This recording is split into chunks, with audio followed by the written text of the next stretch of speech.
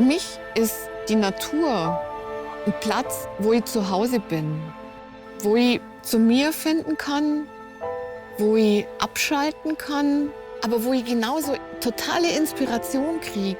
Nicht nur für mein Leben, sondern auch für meine Arbeit.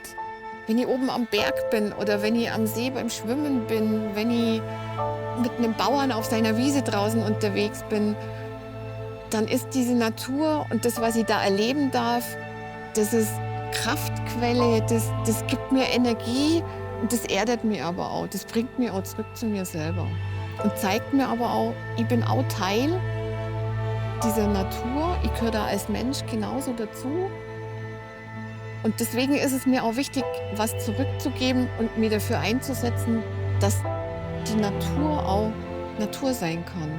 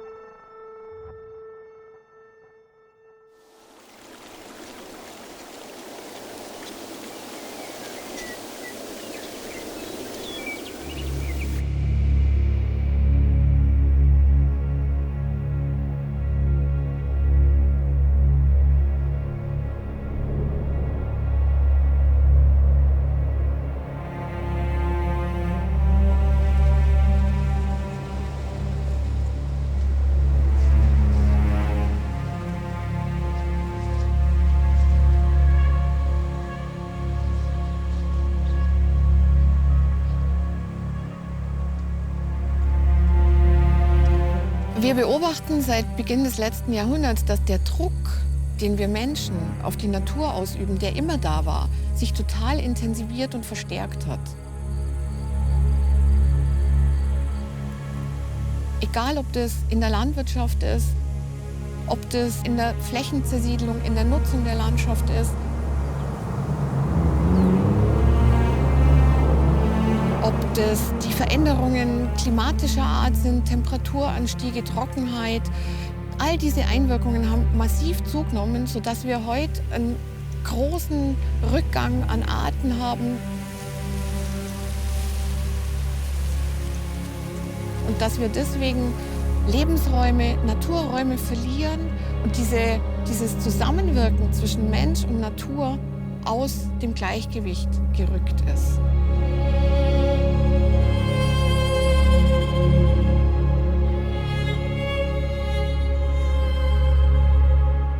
Es gab immer Einwirkungen des Menschen auf die Landschaft, aber diese Dinge haben in den letzten Jahrzehnten, seit Beginn des letzten Jahrhunderts, massiv zugenommen. Und deswegen sind die Einwirkungen so stark, dass wir jetzt in der Natur draußen sehen, dass es so nicht mehr weitergehen kann. Natura 2000 ist ein Instrument, das geschaffen wurde, um dem entgegenzuwirken. Es ist eine Möglichkeit, europaweit, von allen europäischen Ländern gemeinsam, hier Lebensräume zu erhalten, Arten zu schützen, um der Natur zu helfen, hier wieder in dieses Gleichgewicht zurückzufinden, um diese Entwicklungen, die sich so extrem negativ auswirken, abzufedern oder aufzuhalten. Um diese Entwicklungen aufzuhalten, braucht es das Wissen der Menschen, jedes Einzelnen, was wirklich draußen vor sich geht, was in der Natur passiert und warum das passiert, was die Zusammenhänge sind und was auch das Einwirken jedes Einzelnen bewirkt. Vor über 30 Jahren wurde Natura 2000 und damit das größte Naturschutzprojekt der Welt ins Leben gerufen. Die Europäische Union errichtet damit im gesamten Gebiet ihrer Mitgliedstaaten ein zusammenhängendes Netz aus schutzwürdigen Gebieten, um die Tier- und Pflanzenwelt nachhaltig zu bewahren.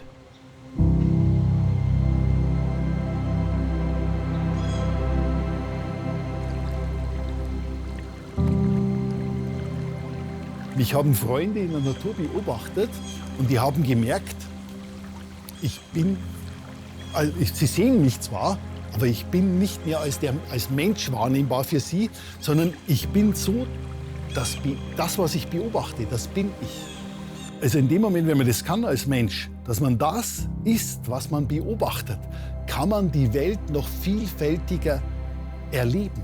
Also man kann es auch als dieses Wesen erleben. Du hast jetzt von Tieren gesprochen Ja. und dass man quasi sich in dieses Wesen versetzen kann. Genau. Aber genauso geht es ja auch mit Pflanzen oder mit Landschaften. Ja. Ich kann ja auch, wenn ich draußen in der Natur unterwegs bin und ich bin in einem wunderschönen Wald und ich lasse mich so vollständig auf das alles ein, auf die Geräusche da, auf das Licht, auf die Gerüche, auf alles, was so um mich rum ist, dann kann ich ja auch Teil dieses Lebensraums, dieses Waldes werden. Und dann empfinde ich auch diese Schönheit, diesen Wert, diese Wichtigkeit dieser Natur und kann das natürlich auch ganz anders wieder weitergeben.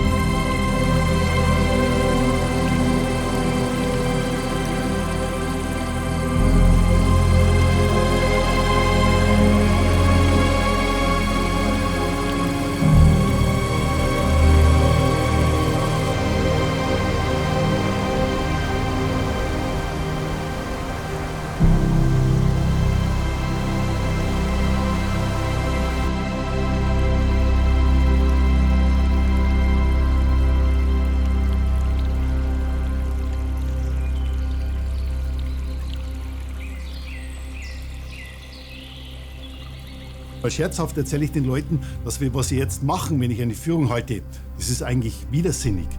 Eine Horde von Menschen geht in die Natur raus und will sie erleben. Die wird natürlich nur ausreißen. Die Natur kann ich nur wirklich tief erleben, wenn ich allein draußen bin. In dem Wort allein steckt es drin, man kann mit dem Allen nur eins werden, wenn man alleine draußen ist. Und dann löst sich auch das Individuum auf. Das Individuum ist das abgeteilte, individere, abgeteilt, abgetrennt sein. Und in dem Moment ist man kein Individuum mehr. Und je stiller man sich verhält, umso mehr verschmilzt man mit dem und umso mehr kommen die Tiere auf einen ganz von alleine zu.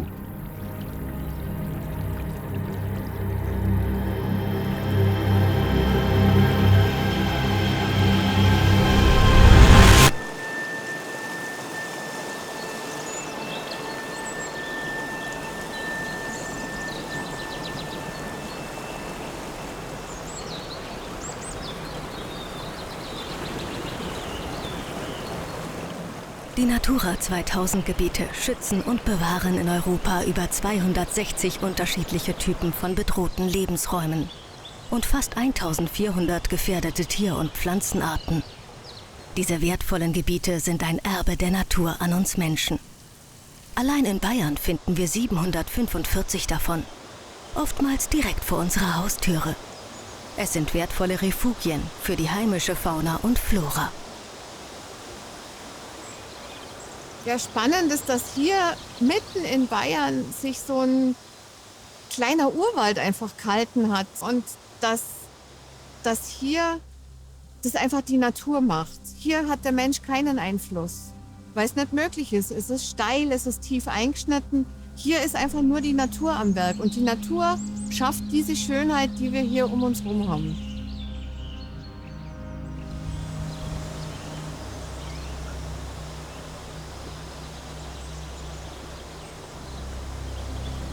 Was hier so ganz besonders schön ist und was nicht gleich so berührt ist. Auf der einen Seite das Wasserrauschen und aber auch dann das Vogelgezwitscher, dann diese Temperatur. Es ist hier gleich merklich kühler als außenrum und vor allem auch dieses Licht hier. Diese Farben von den Bäumen und wenn die Sonne dann durchkommt, das Licht, das sich im Wasser bricht, das aber auch sich hier durch die Bäume bricht und das hier so ganz eine besondere Stimmung entstehen lässt und wo man das Gefühl hat, man ist ganz weg von der übrigen Welt.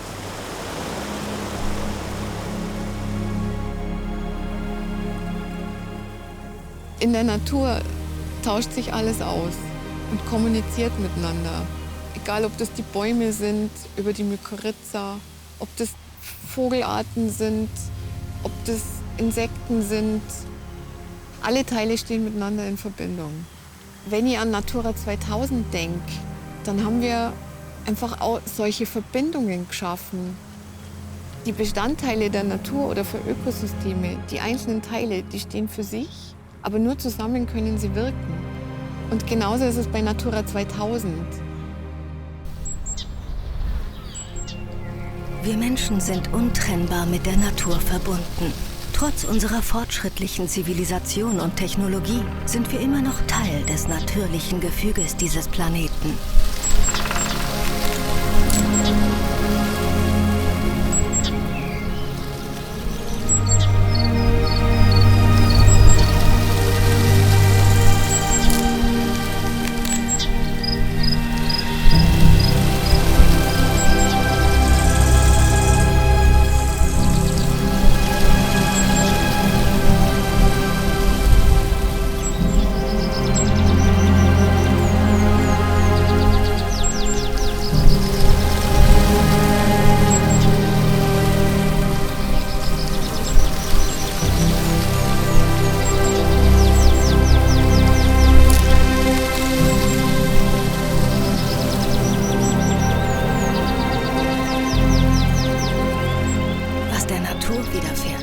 Widerfährt auch uns. Alles steht miteinander in Verbindung.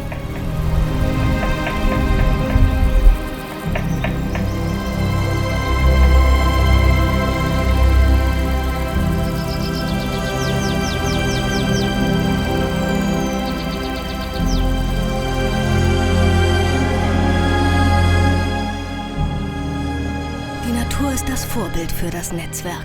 Im gemeinsamen Wirken und in der engen Zusammenarbeit der Menschen miteinander bleiben diese einzigartigen Gebiete erhalten. Das ist das wesentliche Instrument zur Umsetzung der Vision von Natura 2000. Es sind die Menschen, die sich zu einem Netzwerk verbinden. Direkt vor Ort, über die Region hinweg, in ganz Bayern. Ihre Verbindungen ziehen ihre Kreise grenzübergreifend in die ganze Welt. Denn nur so kann das weltgrößte Naturschutzprojekt seine Wirkung entfalten.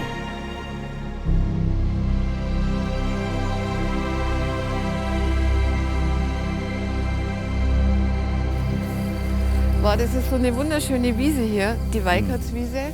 Wie ist denn die eigentlich entstanden? Naja, das waren vor 700 Jahren, war das kurfürstliche Pferdeweide, so ist das entstanden.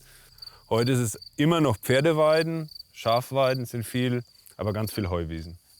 Also es sind ungefähr 250 Farn- und Blütenpflanzen in diesen Wiesen. 7 Orchideenarten, Heidewicke, Natternzunge, Arnika, ein Haufen seltener Wiesenpilze.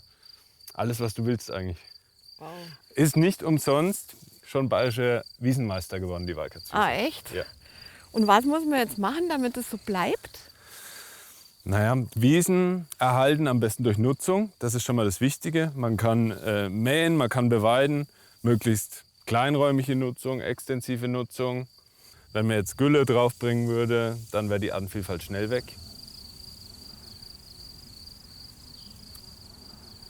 Das ist die Natternzunge. Das ist dieser seltene Farn. Und der Spornstand sieht aus wie ein Schlangenschwanz. Daher der Name Natternzunge.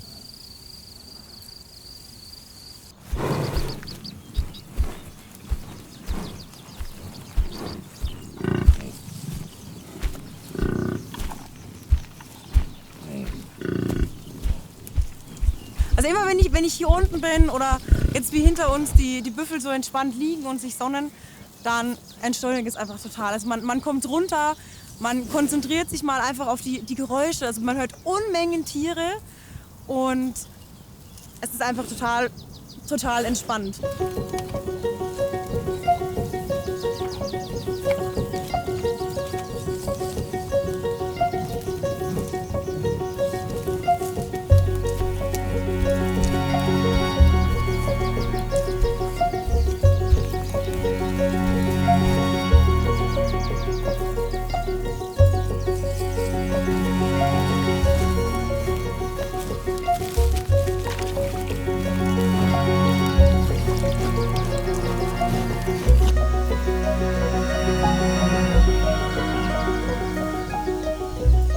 junge Frau. Und warum machst du das? Du strahlst so viel Herzblut aus, wenn du da erzählst von deinen Wasserbüffeln und auch von eurem Betrieb daheim. Was motiviert dich da? Du bist Schäfermeisterin. Ja, es ist ein ungewöhnlicher Beruf für eine Frau, das ist richtig.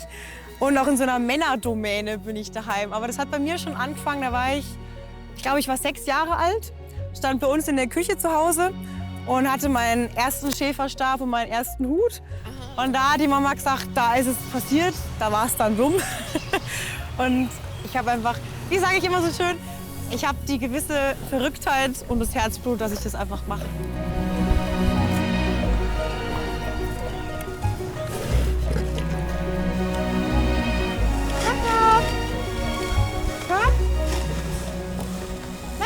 Die Beweidung mit Wasserbüffeln ist ein Beispiel für extensive Nutzung, vor allem in Feuchtgebieten.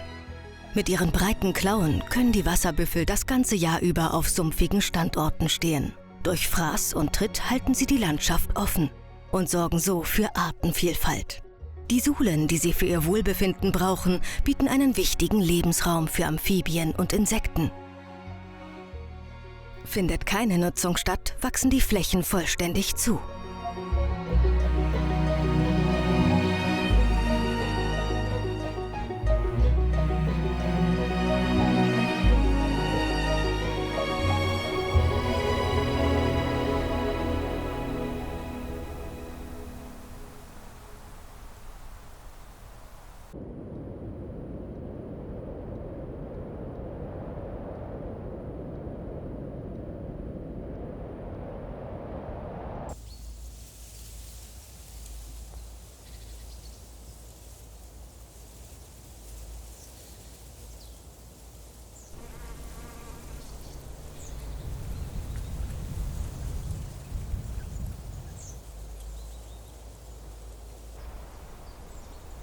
Ja, das Walberla ist natürlich nicht nur für uns hier in der Heimat der Berg der Franken, sondern er ist mit seinem Kalkmagerrasen, mit dem Dolomitgestein und natürlich auch mit den Streuobstwiesen, die das Walberla, die Ehrenburg umrahmen, ein Naturjuwel und deshalb natürlich auch in Natura 2000 einer der Bausteine in dem großen Netzwerk Europa, für mich natürlich in der Heimat der schönste.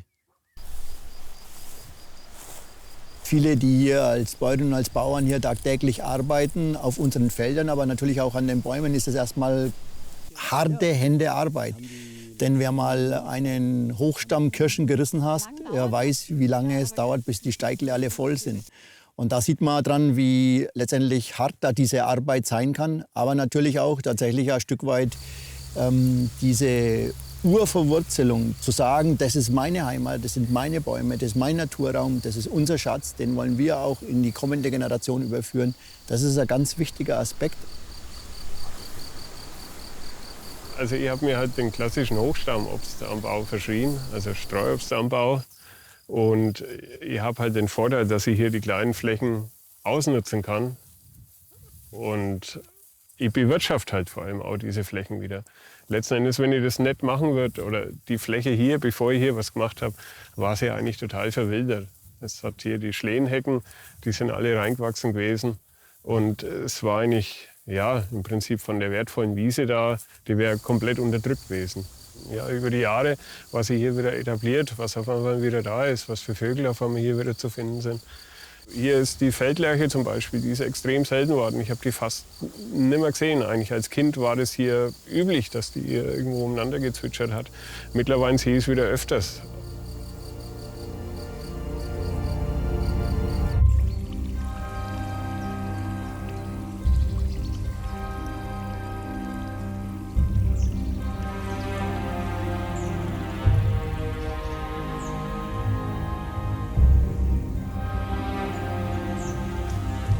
Also ich finde ganz generell ist eine intakte Natur, die ja irgendwo ein stabiles System ist, Lebensgrundlage für uns mit ihrer Artenvielfalt zusammen. Und das brauchen wir als Grundlage für uns Menschen, damit wir überleben können. Und es ist darüber hinaus einfach unglaublich schön, diese Vielfalt draußen zu sehen. Also ich finde es unglaublich wichtig, zum einen die Artenvielfalt zu bewahren, aber eben auch solche Landschaftsabschnitte, wie wir hier haben, mit ihrer Artenvielfalt, aber auch mit ihrer Schönheit, auch für weitere Generationen zu schützen.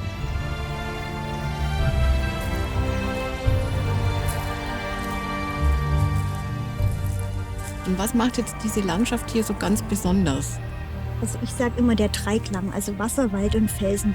Die steilen Felsen direkt am Wasser, die ganzen Waldflächen und dann halt natürlich dieses Zusammenspiel.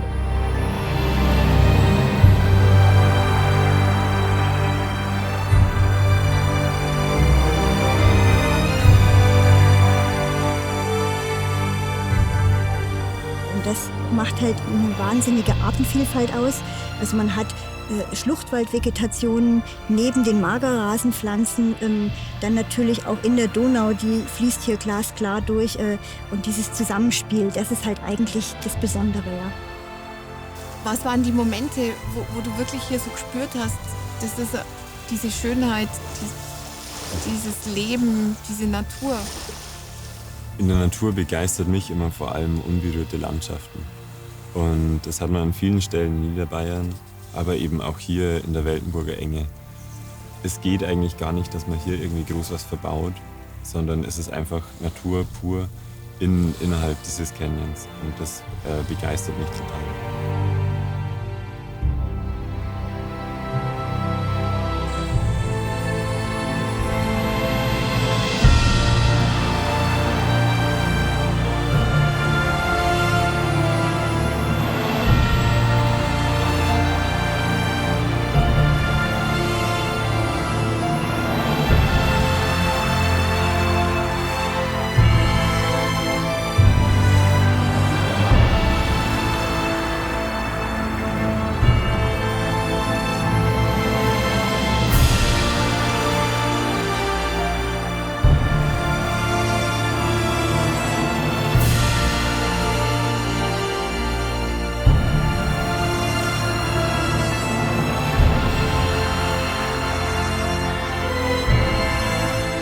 Für mich ist eigentlich das Wichtigste, egal ob jung oder alt, glaube ich, das kann man auch später noch lernen, aber ist Augen aufmachen. Und das ist egal, ob man jetzt draußen in der Natur ist und einen kleinen Käfer sieht oder ob es größere Zusammenhänge sind, aber ein bisschen hinterfragen, Augen aufzumachen und einfach das wahrzunehmen.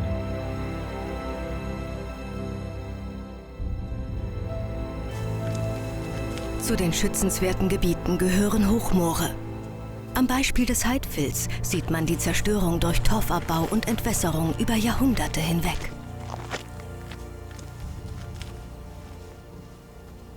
Wir sehen hier den Rest von einem Hochmoor, der verheidet ist. Man sagt verheidet, wenn ein Moor mal trocken gefallen ist. Dann kommen ganz andere Pflanzen hoch, wie ursprünglich hier sein werden. Wir müssen uns so vorstellen, dass das Moor hier mindestens 2 Meter höher gewesen wäre. Das haben sie schon abgetauft. Ein intaktes Hochmoor kann einen sehr großen Beitrag zum Klimaschutz leisten, weil es CO2 aus der Luft bindet durch das Pflanzenwachstum der Torfmoose, die dann, wenn sie absterben, festgelegt werden im anaeroben Untergrund, wo kein Sauerstoff ist für den Abbau, wo es kalt ist für den Abbau. Und wenn das Moor trockengelegt wird, wird diese gebundene organische Masse mit sehr viel CO2 mineralisiert und dabei geht das CO2 in riesigen Mengen in die Luft. Und wir haben in Bayern sehr viele Moorflächen, wo genau das passiert. Und diesen Prozess wollen wir umkehren. Diesen Prozess kann man nur umkehren, indem man das Wasser wieder in die Höhe bringt in den Moorkörper. Und das versuchen wir dadurch, dass wir die Gräben verschließen. Und eigentlich kann man wunderbar erkennen, dass wir es geschafft haben, das Wasser wieder ungefähr bis auf die Höhe zu bringen. Dadurch kann das Torfmoos wieder wachsen.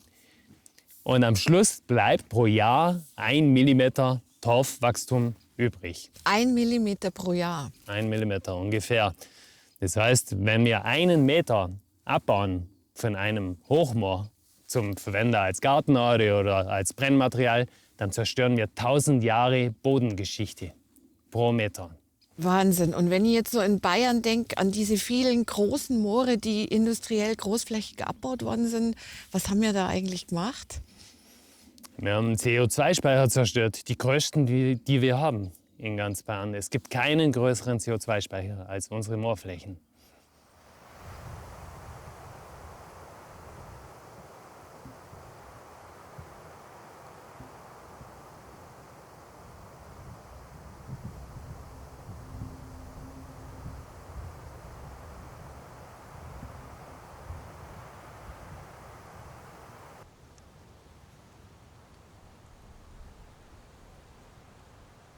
Nur 20 Minuten dauerte der Sturm, der 2017 über den bayerischen Wald hinwegfegte. Die Böen zerstörten ungefähr 10.000 Hektar Wald. Die Fichten wurden wie Streichhölzer abgebrochen. Noch heute sind die Überreste zu sehen. Gespensterwald, wie die Einheimischen sagen.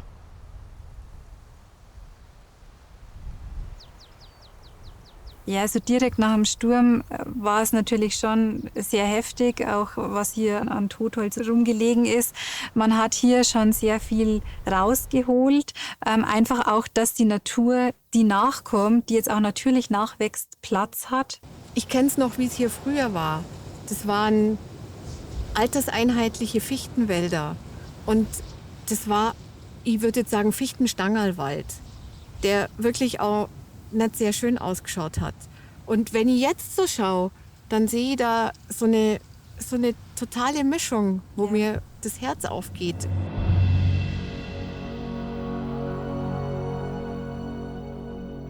Ein neuer Wald wächst heran. Die Natur regeneriert sich selbst, wenn man ihr Zeit und Raum gewährt.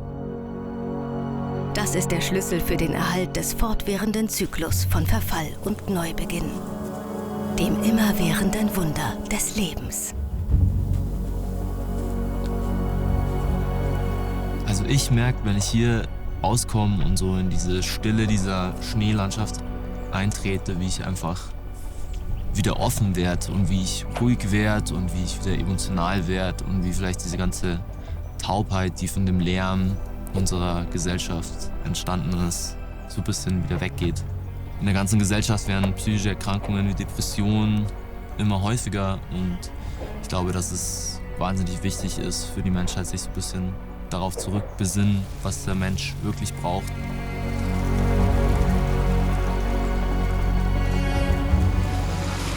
Ja, Wertschätzung und Achtsamkeit in der Natur bedeutet nichts kaputt machen, was uns am Leben hält.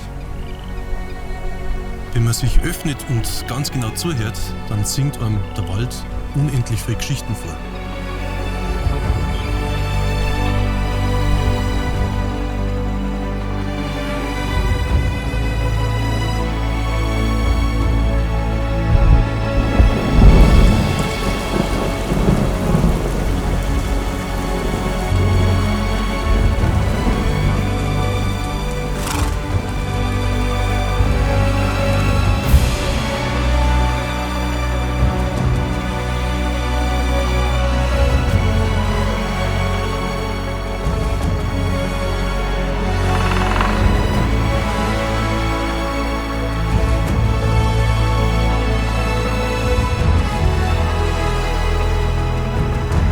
Unser Naturlandhof steht heute als Vorreiter für biologische Landwirtschaft mit artenreichen Wiesen und Almen.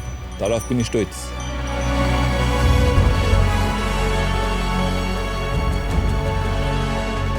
Dieser Weinberg ist nach traditionellen Vorbildern angelegt und er funktioniert immer noch. Ich sage, wenn er mich fragt, was ist Natura 2000, dann ist es eine Auszeichnung für Lebensqualität. Mein Ausgleich zum hektischen Alltag ist oft im oder am Wasser. Hier fühle ich mich einfach pudelwohl. Ob am Fluss oder im See, am Meer. Hier am Wasser komme ich bei mir an.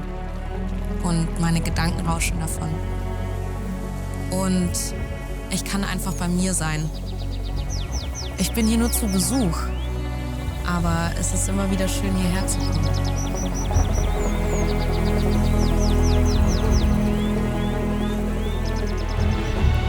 Wasser ist Leben. Das macht unser Naturerbe so kostbar. Es ist unersetzlich für uns und die nächsten Generationen. In Bayern und in ganz Europa. Diese Gebiete müssen wir schützen. Und dafür gibt es Natura 2000.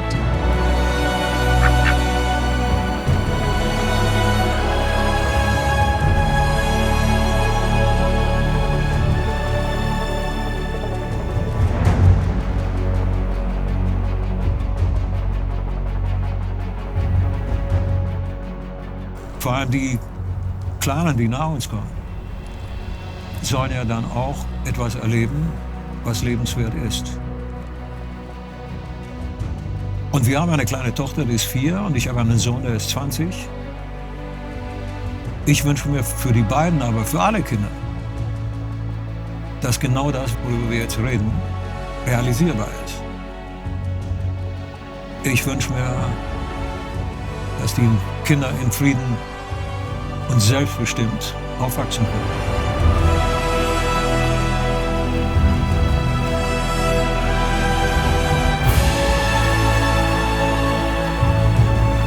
Diese Landschaft gemeinschaftlich zu bewahren und zu erhalten, ist ganz meine Natur. Unsere Schülerinnen und Schüler lernen nicht nur Deutsch und Mathematik, sondern sie lernen die Natur zu achten und zu schützen.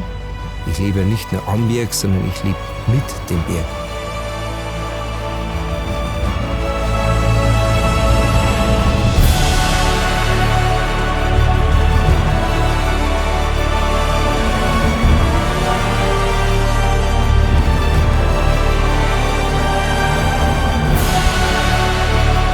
Wenn mich das Verborgene verzaubert, dann ist das ganz meine Natur.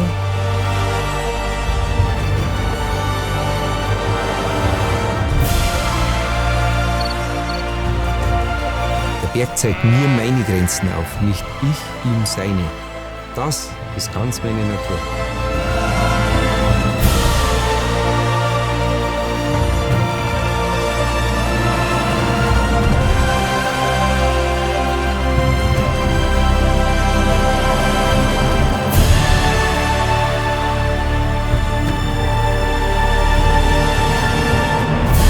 Wir wollen mit der Natur leben, nicht gegen sie.